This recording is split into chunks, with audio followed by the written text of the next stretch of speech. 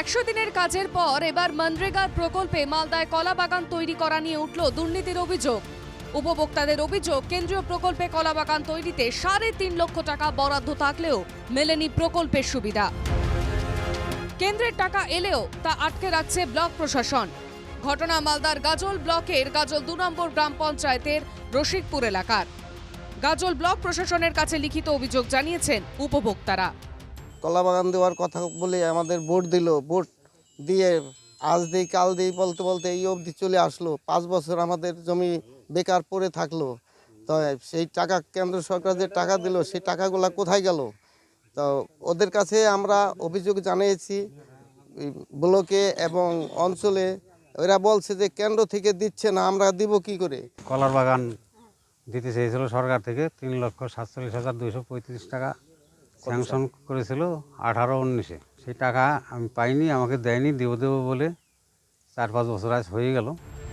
প্রকল্পে দুর্নীতির অভিযোগ তুলে শাসক দলকে বিঁধেছে বিজেপি।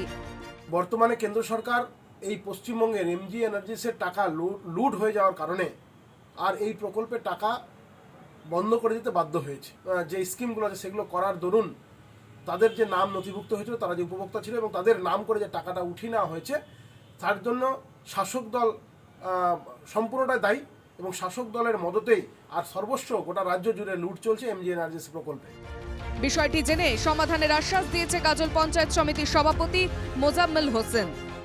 আমরা ব্লক প্রশাসন এবং পঞ্চায়েত সমিতির পক্ষ থেকে আমি এটুকুই বলবো যে আগামীতে এটা তদন্ত সাপেক্ষে দেখব যে এটা কীভাবে সমস্যা সমাধান করা যায় এবং এটা সমস্যা সমাধান হবে এই বিষয়ে আমি খুব আশাবাদী।